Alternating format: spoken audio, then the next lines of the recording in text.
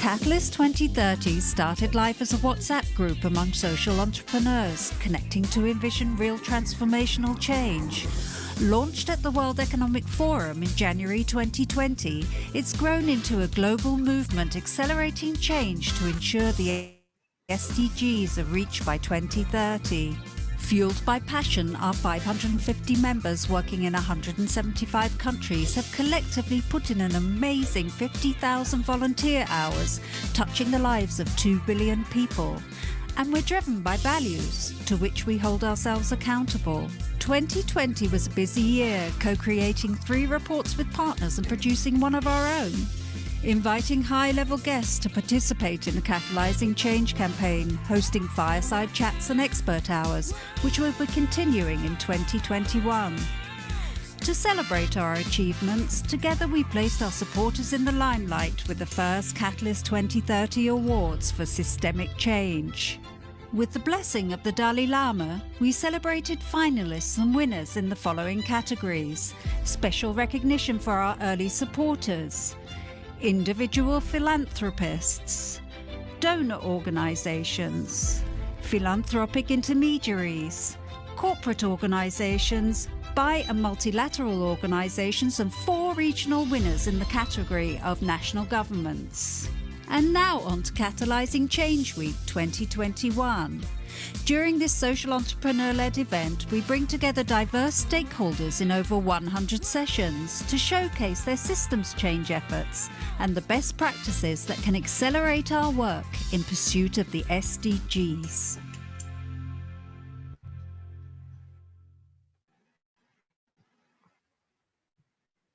Catalyst 2030. Hello, everyone.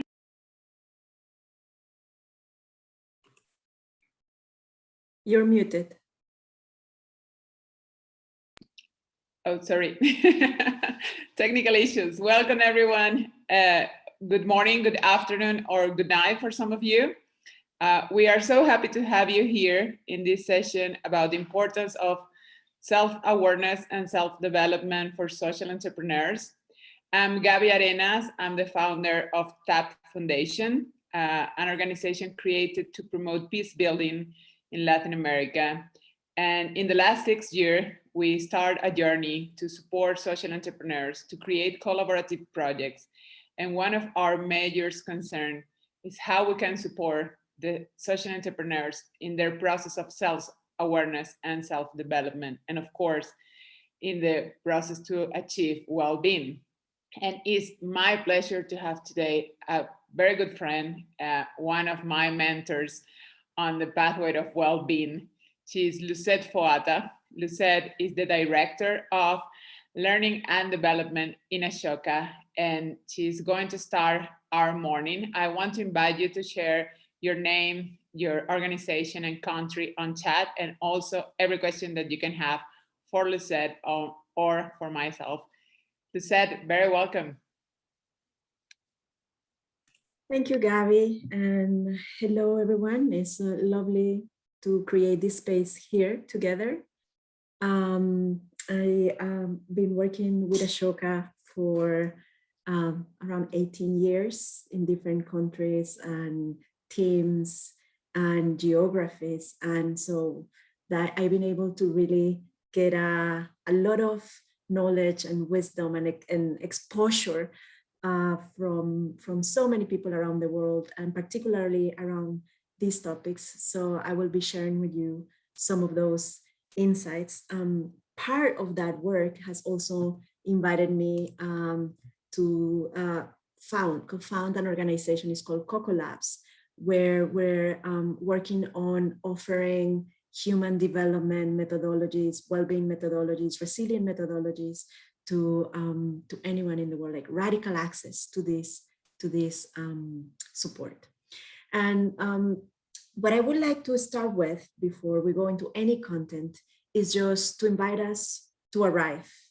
Sometimes we spend too much time doing as social entrepreneurs, and we don't have enough time to pause. And so these spaces are precious because that's where we get to practice together. So what I will invite you to do, I also will invite you to turn your camera on if you're here, just because it creates a space that has more presence and connection. If you cannot, I understand, but please try to have it on because it makes a difference. And I also like to put the view in gallery so I can see everyone here. And so my invitation right now is to just take a moment. You can take a little bit of a space between you and your computer. Notice your position, how you're sitting, your feet flat on the floor, whatever helps you to bring your attention to your body. It's quite nice to feel the points of contact of your feet on the ground, or your buttocks on the chair, or your body if you're laying down on a bed or a sofa or the floor. And just start, coming back to yourself and breathing in and out and paying attention to the breathing, how the oxygen comes into the body and then leaves the body and comes into the body, like just any other cycle of life. And the question I have for you in this moment is, how are you doing? How are you arriving? And you can breathe in and out and scan yourself and ask, what's in my mind? What's in my thoughts? What I have been thinking about? Perhaps recurrent thoughts that are difficult to shake. And what am I feeling? What are my emotions and feelings? Do I have a particular mood right now?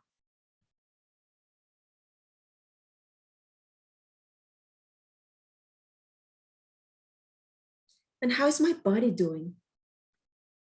Can I pay attention to it? Is there any part in the body that may be calling my attention? Perhaps a shoulder, or sometimes my back or a knee. Just scan your body and see, how is the body doing? Is there any part in your body that needs a little bit of love and care from you?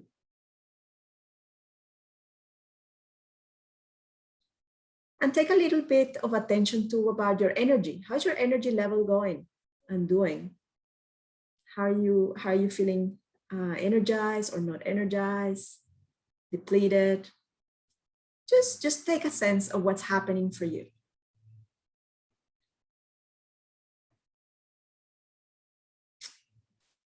And you can just breathe in and out and just notice the entirety of yourself, right? What is happening for you?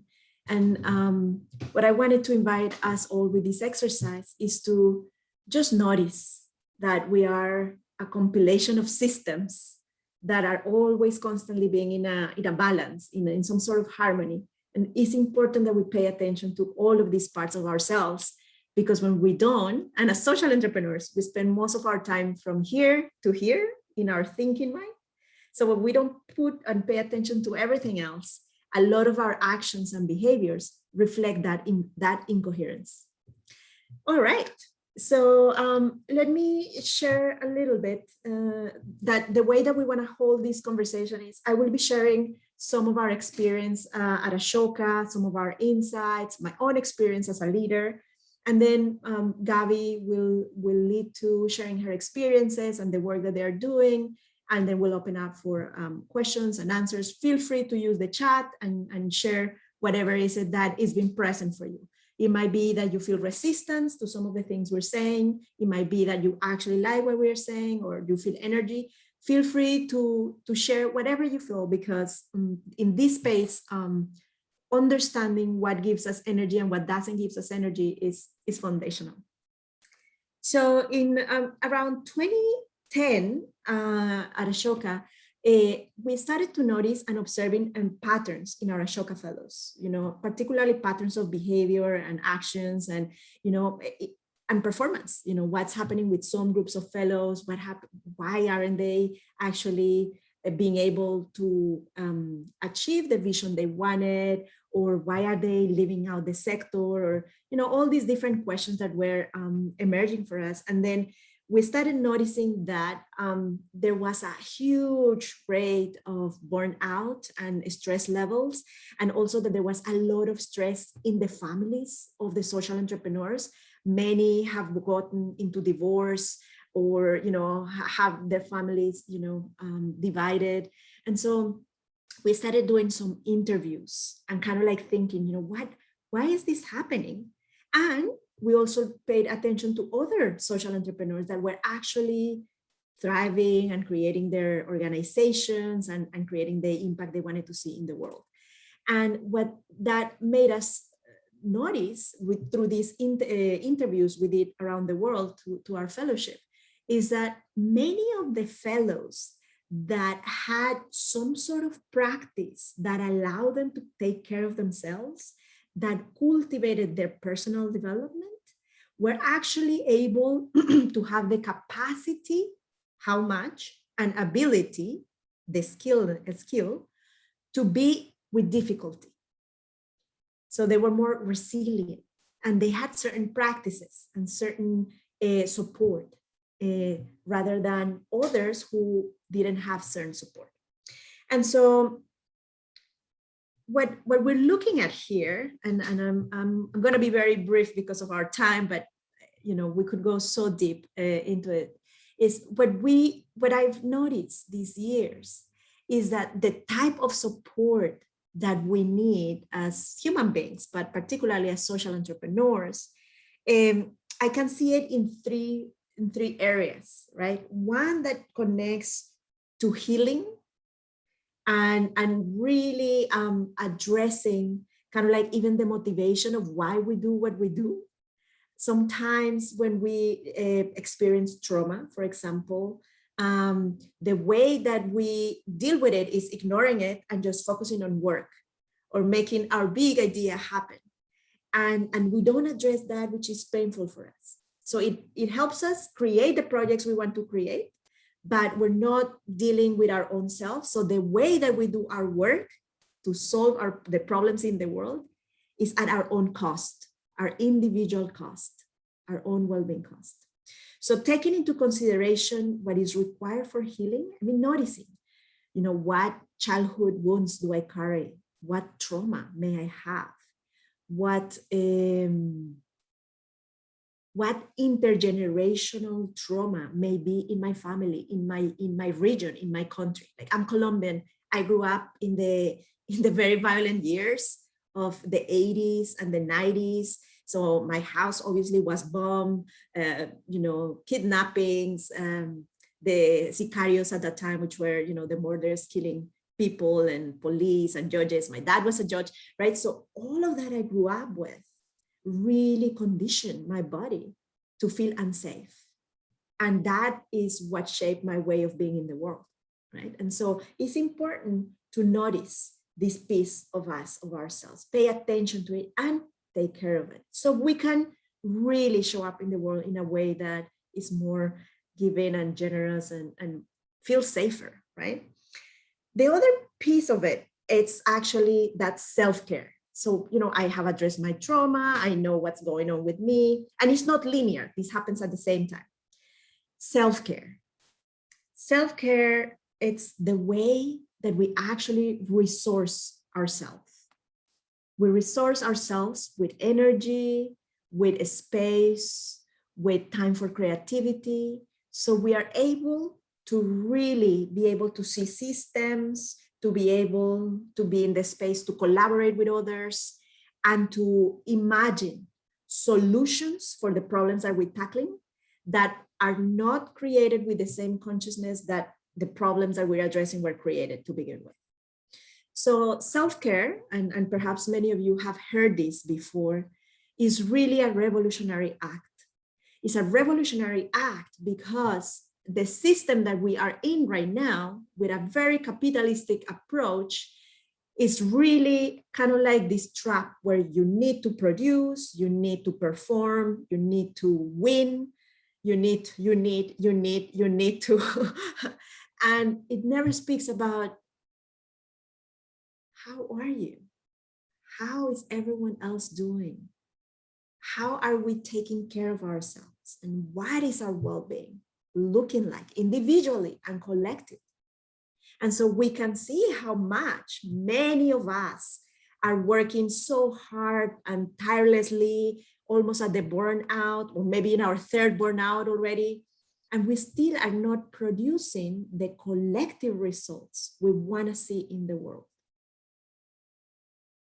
Eliminating social injustice, eliminating systems of oppression, tackling our climate change issues, et cetera, et cetera, et cetera.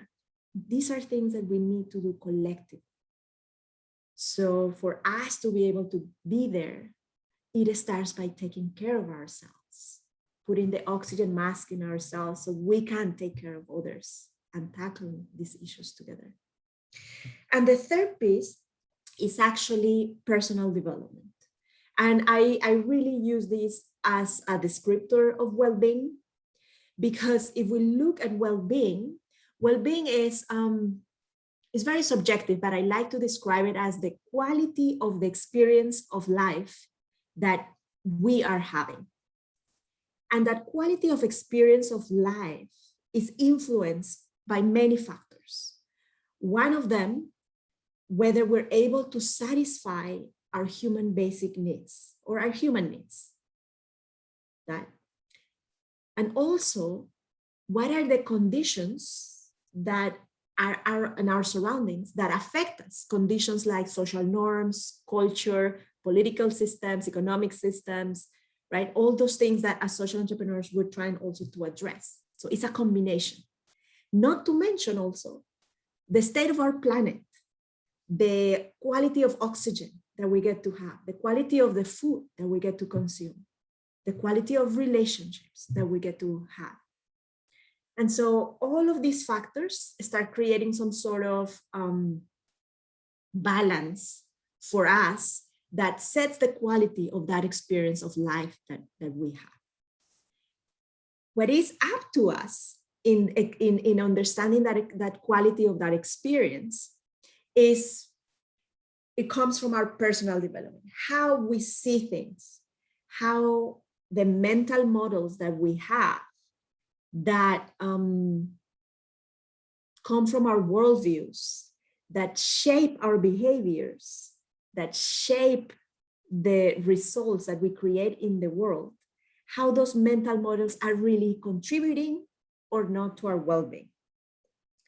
So for example, let me give you an example here. Mental models. So in leadership, we've been talking a lot about well-being within Ashoka, and actually just last week we had a team gathering, and we were talking about some of our cultural patterns that we have as leaders. And some of the patterns I was mentioning that we have learned through many years through the coaching we've been doing include, for example, feeling that we need to lead front and center, kind of like that heropreneurship. Feeling that we have to control, because we're here to solve the problem, so we have to control it. So it's harder for us to be with the unknown and the ambiguous and the uncertain, right? That generates a lot of stress. But also, there is also another mental model there. We need to be right. We like to be right. And that adds a lot of stress, because when we need to be right, then there is less possibility to welcome also other perspectives, right? So part of our personal growth and leadership growth to be well is actually learn to get ourselves off of their own way, to be able to collaborate with others, to be able not to have to be right all the time, but to know that we can trust others to also bring solutions to the table.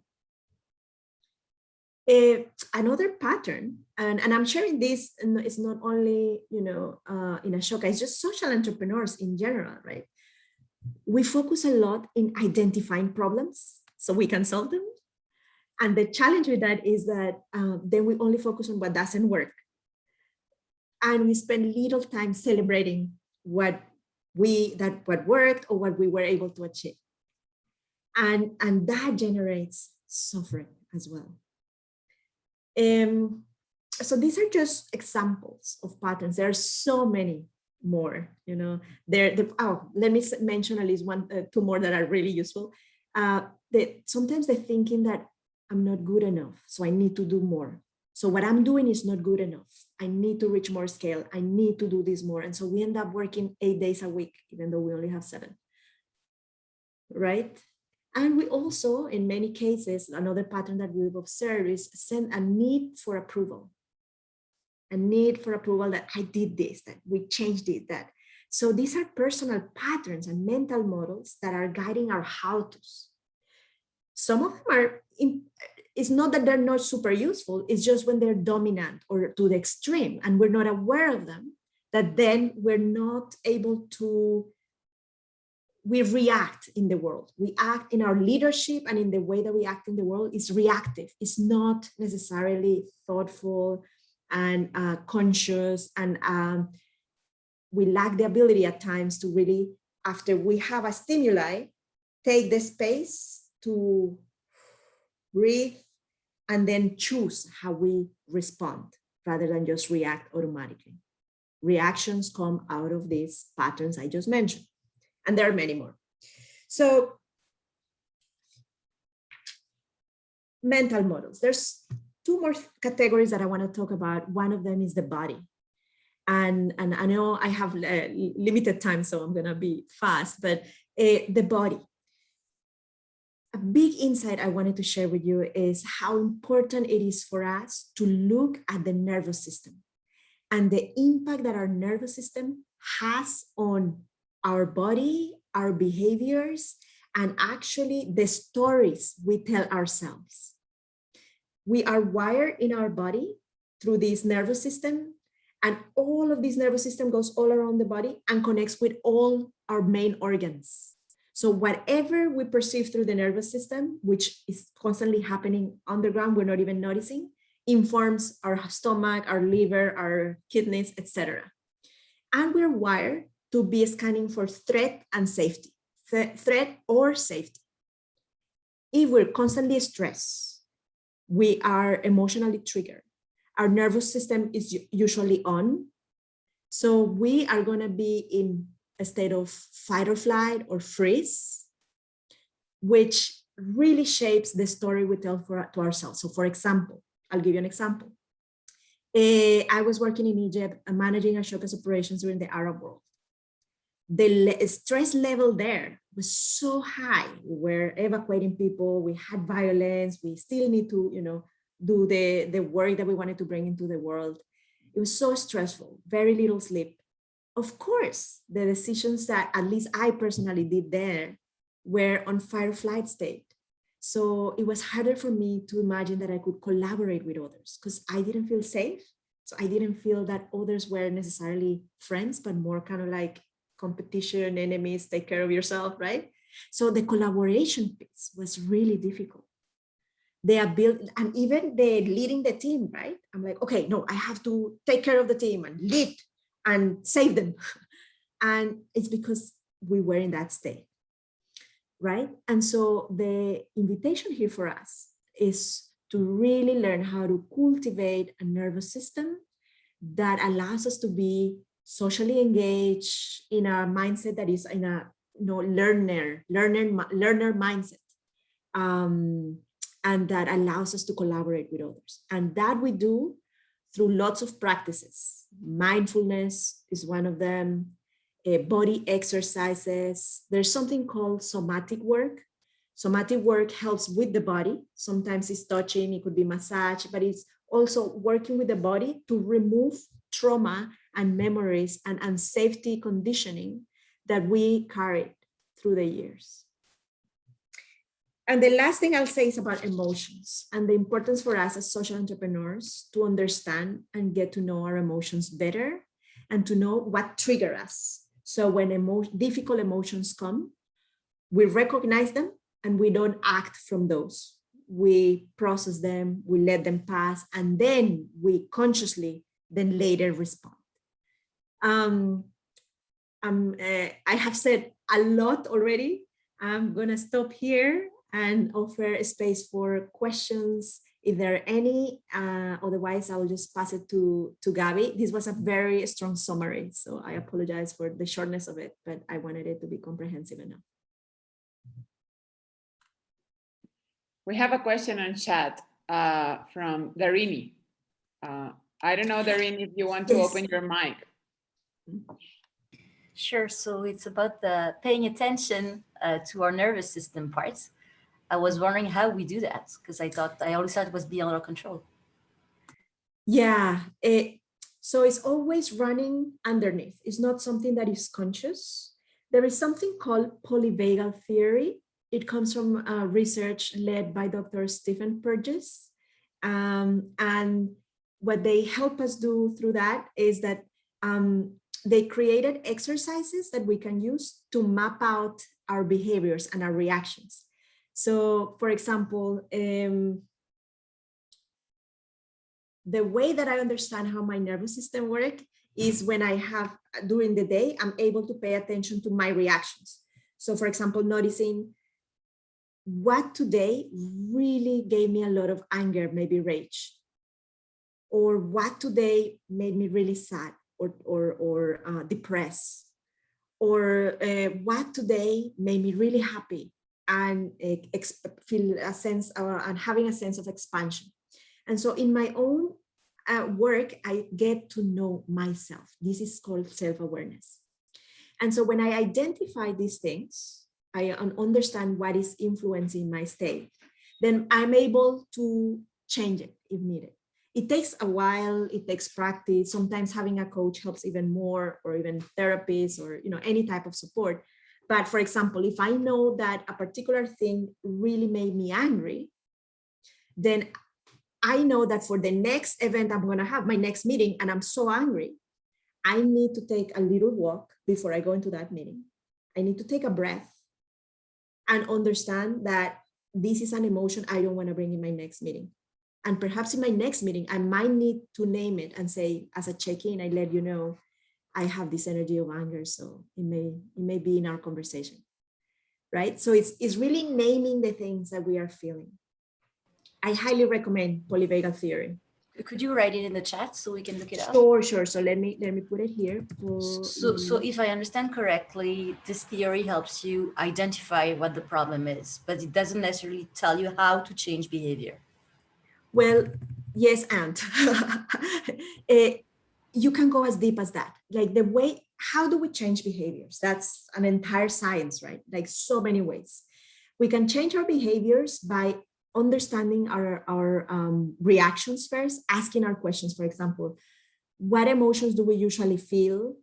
What emotions do we usually repress? What type of people, like for example, who really triggers us and is constantly? So then we ask ourselves why, and we start with that, applying different solutions. Like for example, if I'm in a conversation with a person that always gets me angry, can I breathe into that conversation and start bringing a little bit more of compassion, right? That's where mindfulness practice starts helping. There are many other techniques that I'm not naming here, of course, but for example, journaling is a very important technique to understand ourselves, to understand your thoughts, because the important piece of this is not to judge ourselves. Not to judge ourselves for feeling all the things we feel, for being all the behaviors we are. No judgment is key, so we can get to know ourselves, develop what we need to develop, and invite parts of us that haven't been really out of ourselves to that makes us feel better and well. And I'm going to write it here because I can give you more resources. If you have a resource about what kind of solutions we can try out, yeah. as well. We're going to talk a little bit about some techniques right now. Thank you. Very practical one. Yeah, totally. We can do that one. Gabby, do you want to go ahead? Great. Well, I'm not an expert as Luzette. Luzette passed all her time, doing research and working on this to support us. I am a social entrepreneur like anyone else. I run an organization, and most of my time I'm working in communities because I love to work in the community. I'm not the kind of person that could be at office every time. I prefer to be with people, and we work a lot in conflict areas, and we work a lot in humanitarian support and with people who is victim of violence. And I want to share with you why I start this pathway or trying to understand what is self-awareness and self-development and why we need it. I think about 6 years ago, maybe 7, I was working with a group of women victims of the guerrillas in Colombia. And I started to feel that every time I was sad, and it was a combination between sad and angry during the whole day. And I started to feel that I was ill. I went to the doctor and I say, I don't know what's happened to me, but I'm having these like anxiety attacks, I'm feeling that my heart beats very fast. I'm losing my hair, and I don't know why, but my hands are like too much in the morning when I woke up. I don't know what is happening. And I passed to a process like for 2 months. The doctors did everything, every kind of test, laboratory, tag, whatever you can imagine, they did it. And they found nothing at all. I didn't have anything. And I say, well, what is happening with me? There's something wrong. I know there's something wrong, but I don't know what it is. And I met a good friend from Ashoka, another fellow, Michael Sani. And Michael say, okay, you need to be aware of yourself.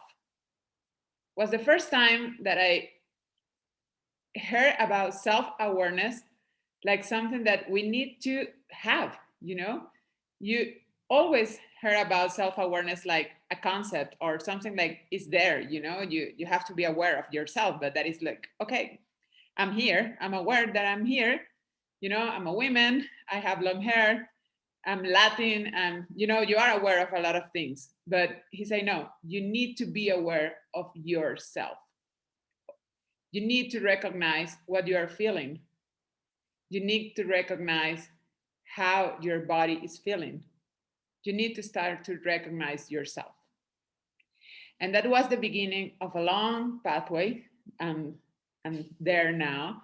But the first step was, and it was like a game changer for me, recognize my emotions. Learn how to recognize the difference between when I'm sad or when I'm exhausted. Because sometimes when I am so tired because I have too much work or too much things to do in a day, I start to feel sad by the end of the day. But it's not sadness. It's I'm tired. I need to rest, I need to say no and go and take a nap, or maybe just sit down and watch a TV show, whatever. But it's sometimes I feel like I'm angry, but it's not anger. It's maybe I'm afraid. Maybe I don't feel secure. And my reaction is to attack others. And that process was the very beginning of my self-awareness pathway, because sometimes we feel things, but we are not sure what we are feeling. We feel and we react according with what we think we are feeling. And if we analyze the sense and we analyze what has happened, the situation, maybe we are in another place. And that is particularly useful at home. Sometimes you react to your children and the reaction is not related with what they are doing. And with your couple, sometimes you react in some way and you are reacting to somewhat that happened early in the work. And that recognition of the feelings is the first step, or was for me the first step in this pathway of self-awareness. The second one is not so easy because it's related with conscious leadership. I don't know if you heard before about conscious leadership, but in the concept of conscious leadership, they talk about like a horizon when you are in a position of leadership, and when you can be above the line or below the line, and your emotions and your reactions, are in that particular areas of the leadership. If you are on the top of the line, you are creative, you are collaborative, you are open to listen to your team, you can be more loose in your reactions because you trust, and you are more aware of what is happening outside, and you can plan your reactions and what you want to do as a leader because you are in a sense of balance with your team and with the situation that you are dealing with. But when you're below the line, you feel that you need to be in control, you feel like the threat, or you feel like you need to respond, immediately to everything. You don't trust in your team. You are pushing people for results, you need the outcomes immediately. You feel that you need to give more, and to do more every time. And most of the people tend to believe that you have to be in the top of the line every time. And that is not true. Because if you are in the top of the line every time, you don't get results, You need to learn how to balance between, all the possibilities. You could be super open and creative with your team, but at the same time, you can ask for a specific outcome, and you can give them a time frame to get that specific outcomes, and then you can congratulate it and celebrate the success. It's like in this process of conscious leadership, you need to learn how to not judge yourself every time, because what we do most of the time is we are in a position of judgmental analysis with ourselves. Raise your hand if sometimes you feel that you weren't enough for a project. As leader, most of us feeling sometimes, sometimes we believe that we can achieve things if we are not in the spot every time, or if we are not working every time. If you are the leader of your organization, you maybe believe that if I'm going for a month to get a vacation in some forest without internet connection, everything is going to be bad when I came back. My organization is going to be ruined. We are not going to achieve what we are doing in the community. And that is not true. That is not true at all. Most of the time, that is related with our need to control and with the fact that we are not having a conscious leadership. And it's important to learn how to say no and how to say, I need a pause. Because the pause is most of the time what give you the fuel to achieve and to scale and to do what you need to do to get the impact with your organization or collaborating with others. The third moment in this pathway for me was, well, now I know how to identify my emotions. Now I know and I understand what is conscious leadership, but how I can use that in my everyday life, because I don't have time. I'm sure that you don't have time. You feel it. I can see it in your face. You are busy every time because you are social entrepreneur, mom, dad, you have to support your family. I'm sure that you support your community or maybe in the school of your children, because we are with so many different hats and we feel that we don't have time. But definitely if you want to cultivate this pathway of self-development, one of the most important steps is to create habits, you know. Doesn't matter if it's just 5 minutes in the morning to do journaling, as Luzette say. In my case, I paint, you know, I dedicate 15 minutes in the morning to paint, to do some draw, you know. I'm not an artist. My husband is artist and I work with artists, but I'm not. But I do my drawings like a little girl, you know. I fully concentrate my energy during a particular time of the week in grab my tea and sit down and do what I like to do. And that, it sounds super stupid because it's just 15 minutes in the day, but that is a game changer. And for you, maybe it could be 20 minutes of meditation, going out for a walk, run, practice some exercise. But you need to have a habit, something that every day connect you with a practice that make you, you know, notice yourself and also feel better with yourself. That is super important. And if you can add to that practice or that habit a reflective practice, that will be incredible.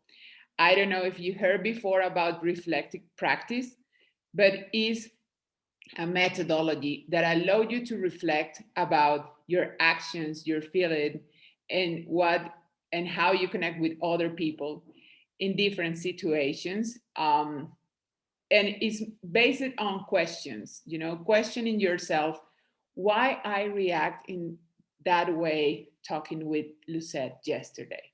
You know, it's just why. It's not judge about the conversation. It's ask you why you did that, or why I'm feeling this way, or why I'm thinking this about that. I has to confess, of course, like most of you, I support a lot of movement, you know, activist movement around the world. But sometimes I have to question in myself why I am supporting these people, why they are doing this, why I'm feeling this with this movement, you know, especially with when the movement becomes like a, a group of feelings and reaction of people without reflection and without noticing what they are doing. That is what is happening right now in Colombia. You know, we have the last 5 day confrontation between the riots, the protesters and police. And we have right now 22 people killed during the protesters. And I support the riots, but I need to ask myself why they are acting like that and how I can contribute to decrease the level of anger and the levels of violence and, you know, promote dialogues. And the reflection practice allow you to be aware of why, you know, you are feeling what you're feeling and how you are reacting. And the last one, and this is and I want to open the mics after this to your questions or comment. The last one was for me, you know, the difference in my life, and is peer support. Most of us don't have friends from school or don't have family that understand our work, you know. In some cases they say, oh, you work? Really? Who is paying you to do that? You know, or why you are trying to save the world? The world is fucked up, you know. Let's to work in a company. That is most of the reaction that we receive from people that is not social entrepreneur and don't understand our work. And when you have a peer support group, the difference is, you know, like to heaven. And I had the opportunity of being part, and I want to mention it because I know there are open groups and you're very welcome to participate in all these experience. And these are experiences created by Ashoka, a school, Schwab, to support us like social entrepreneurs. And if you can reach out the people in this group or reach out to me and I can connect you, because peer support is a life changer. First, and they became my family, is the Weaving Lab.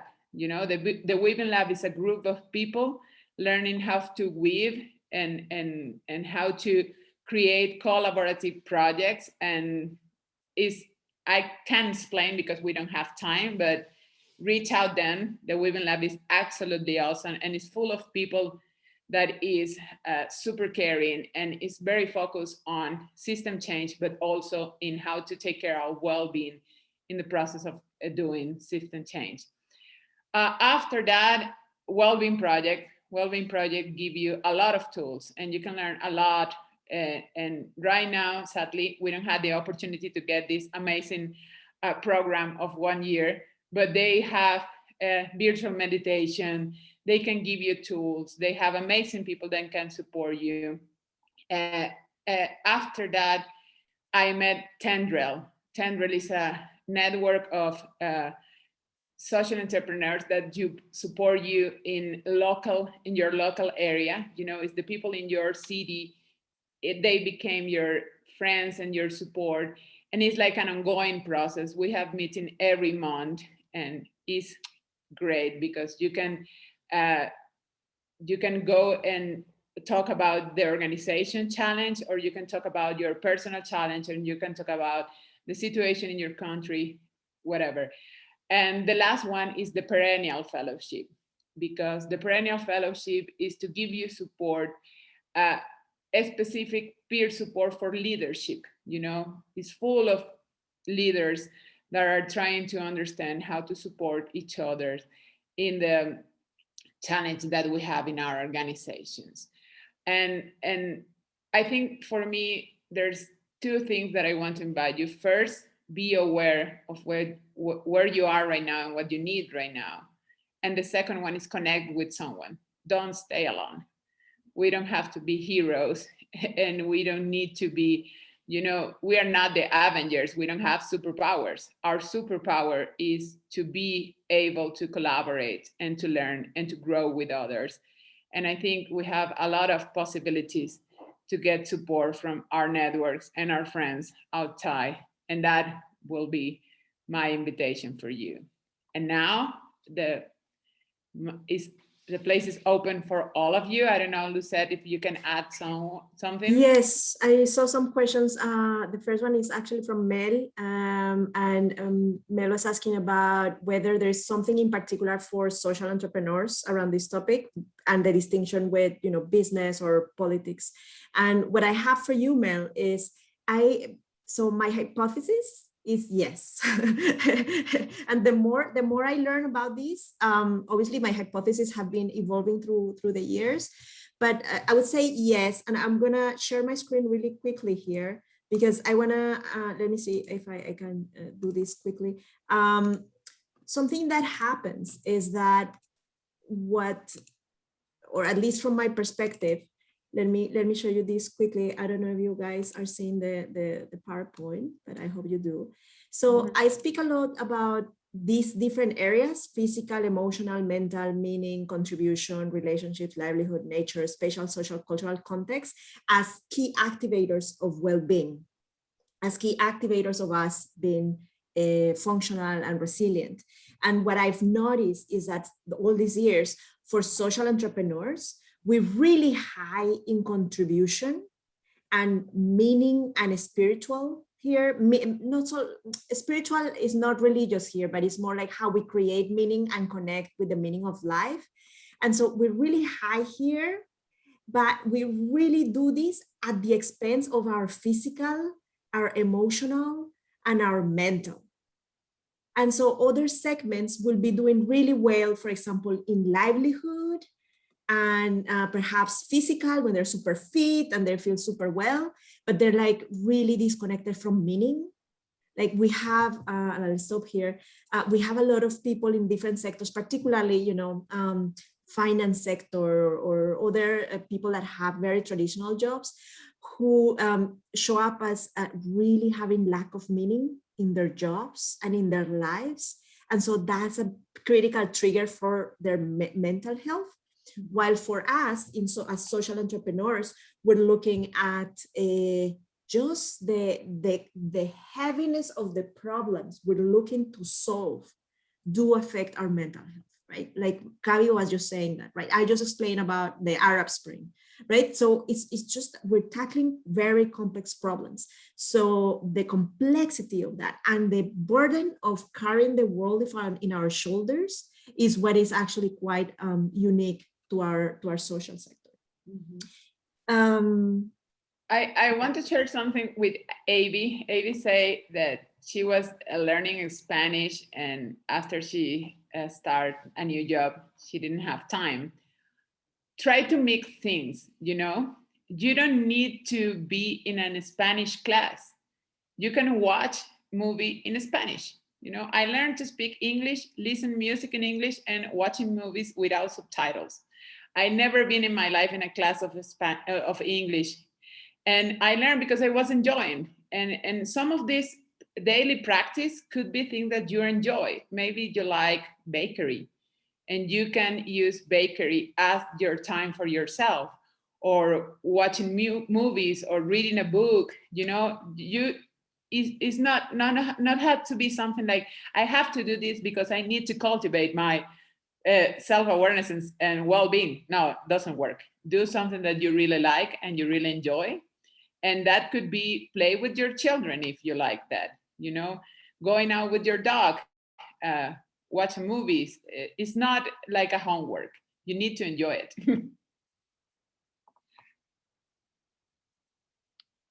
I don't know if so is there something else I want to mention, and it's just to offer a distinction, Darini, particularly around your question, and is that we're talking about learning practices and support that allows us in the long run to not get outside our center so fast and so easily, and not to be reactive. So those practices long term will include mindfulness, journaling, walking in nature, always identifying what space connects us with, you know, spaciousness, calm. So it's like long-term practices that we need to do every day.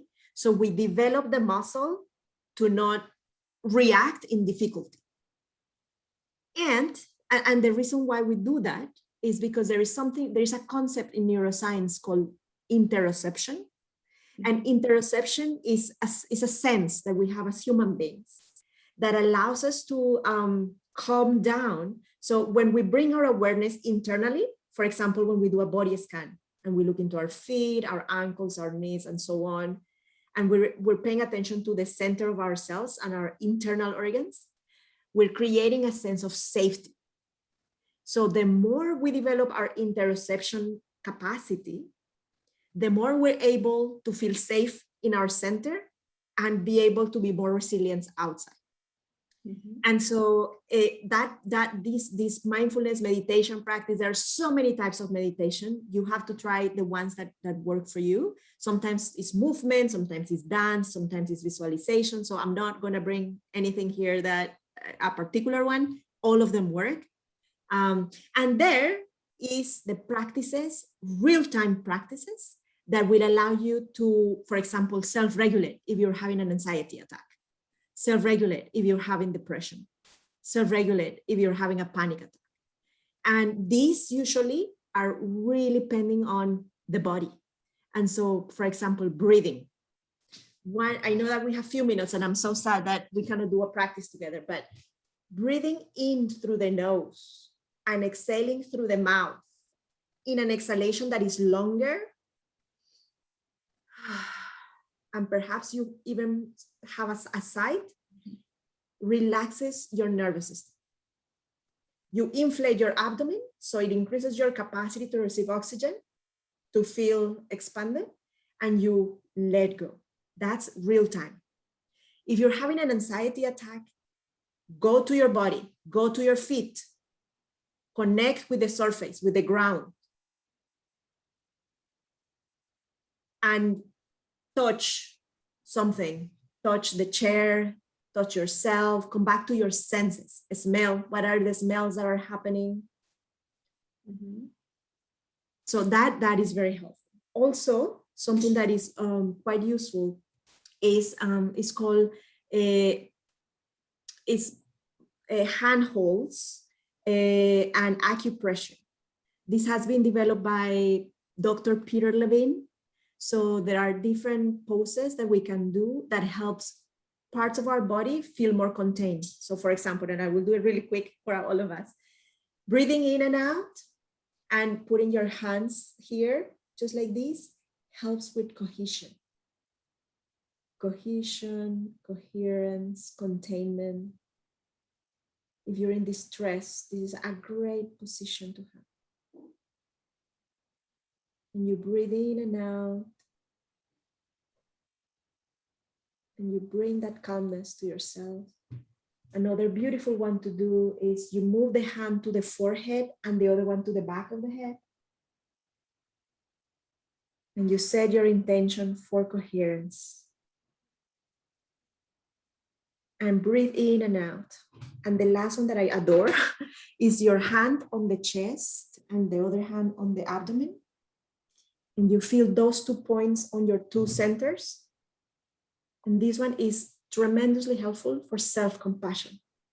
Mm-hmm. You breathe in and out into these positions and you say, I am okay. It's okay. It's okay. I love you. And so like this, there are many different things, and I'll write down the name of where you can find them. All right. There's a lot of practice. There's a lot of things that you can do. I used a lot food, to change the chemistry of my brain. I passed the last 2 years learning how to develop neuroplasticity through art, because the adaptability and the resilience is connected with our capacity to modify our brain, which is neuroplasticity. But the most important thing, because there's a lot of information and a lot of resources, but the most important thing is you start the pathway, start the pathway where self-awareness, and start to read and, do research and start practice and prove, I prove a lot of practice. Some of them work for me, some of them not. I'm not so calm like Luzette. When I am in a panic attack, I eat a black chocolate, and it works for me. And after that, I'll breathe, but first I need like the rush of the chocolate. Okay, everything's gonna be okay. Now I can do it. And each one of us is different. Some people need to be in movement. Some people wants to go out to run, and running is our meditation. Other people feel more calm if they are sitting down meditating. You can explore and you can try, but the important thing is doing this with the support of your peers and with the conscious that you are doing this for yourself, but also for others. We learn that we have to give every time, and sometimes when we try to do something for ourselves, we feel guilty because we are not using that time with our beneficiaries or with our team or with our family. And it's like Luzette said at the beginning, you need to put the oxygen mask before in yourself in order to support others. And I'm conscious of the time. Yeah, we are on time right now. I don't know if any one of you have a final thought or a question or something that you want to share.